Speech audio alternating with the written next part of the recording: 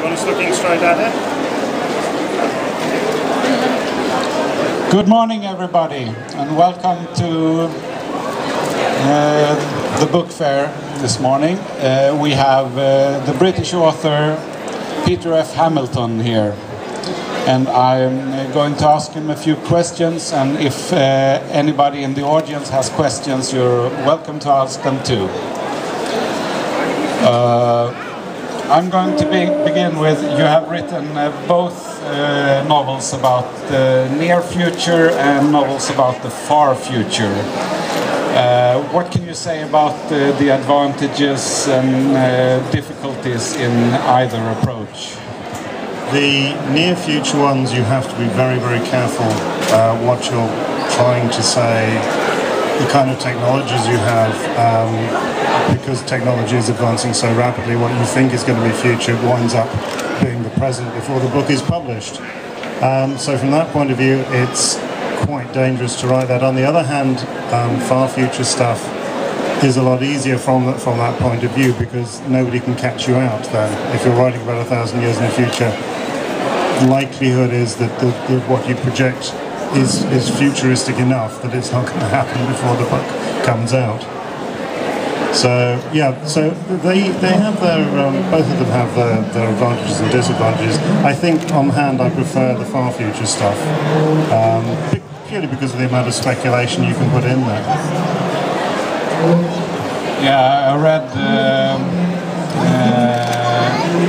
Charlie Stross' blog. He wrote about when he was writing a near future novel,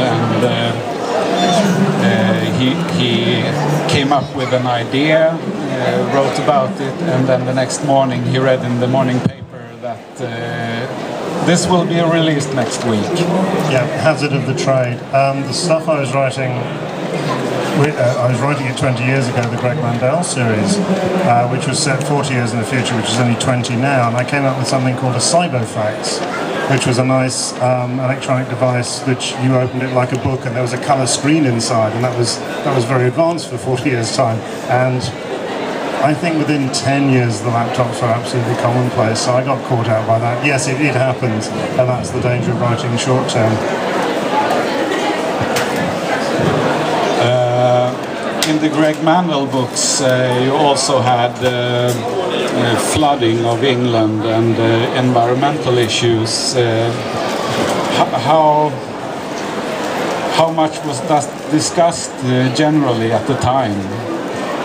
It wasn't discussed. I also had the credit crash as well, which people have come to point out that I got that right. We've certainly become a lot more aware of it since then. Environmental issues, that is, which is pleasing today. You're riding the trend there, but it didn't have the force of impact that it has now. So I was pleased to be riding ahead there.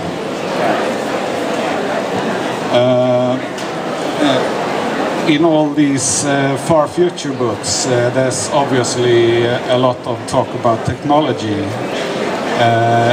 Do you do any amount of research into that, or is it let your imagination spin free? I do the research, then use my imagination to extrapolate, to project where it's all going. I'm actually more interested in the way technology impacts on society, what effect it will have on us, how it will change us. That's my interest in the technology, and it's not something you can ignore in any society nowadays. So it plays a huge part in the books I write, the societies I create. Therefore, I have to do a basic, fundamental amount of research.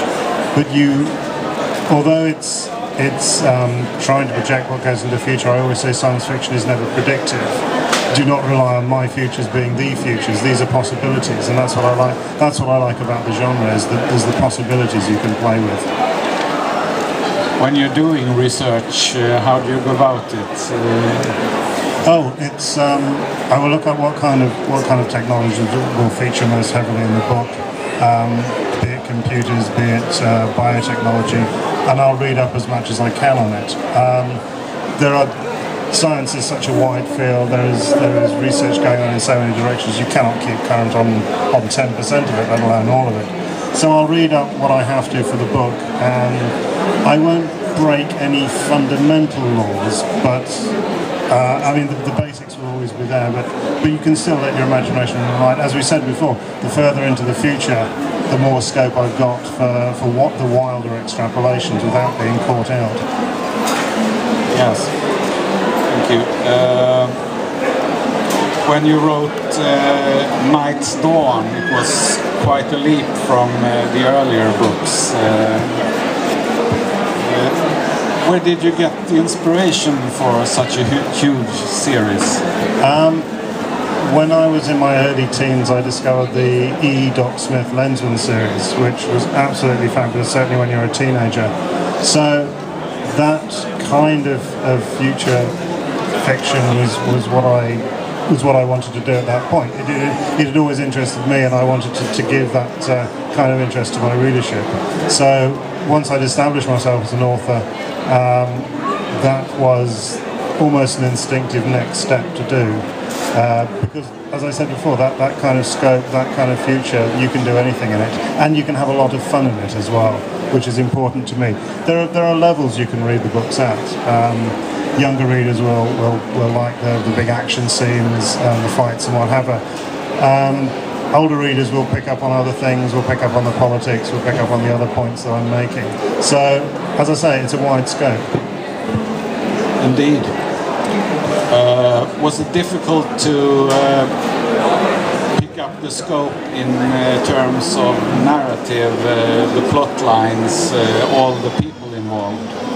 No, it's not. It's dependent on how many notes I make. I mean, my books have many threads and many characters which I have to bring together at the end. That is always the tricky bit, and that is the bit I do before I start. I always know where I'm finishing before I start, and I have it written down. It takes me months to do the notes of preparation for the books, but once they're done, I do have a very good sense of what every character does, how to bring them together in the end. So that's the way I work.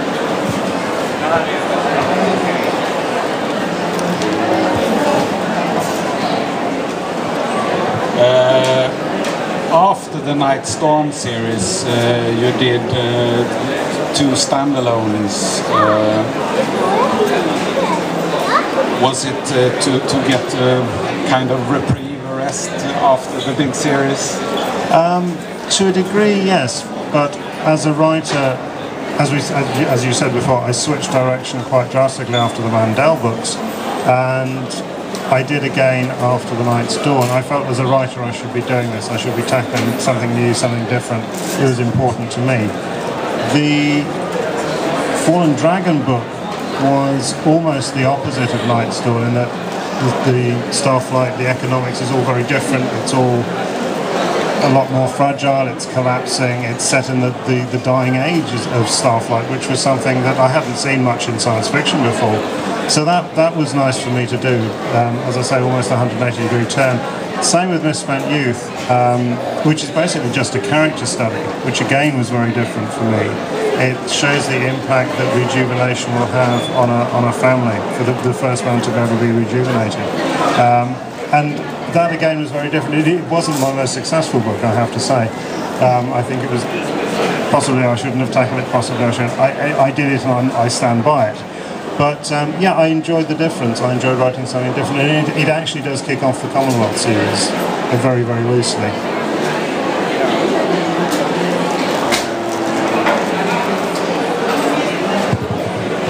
Let's see. Excuse me. And then we come to the beginning of the current series, Pandora Star. I read that you got some of the inspiration from tour through the Channel Tunnel. Absolutely, yes. It's living in the UK, to go somewhere different. You're very aware of it. You catch a ship, you catch a plane. There's always this time of transition. But going through the Channel Tunnel, it's nothing. It's 20 minutes of a very smooth ride. The windows go dark, the windows come light again, and you're in a different country, which for someone from my country is quite unique. And I thought, this is the closest thing I'll ever be to being teleported. So it worked out from there, it came from there. If you do build some kind of portal to another world, they will be very expensive.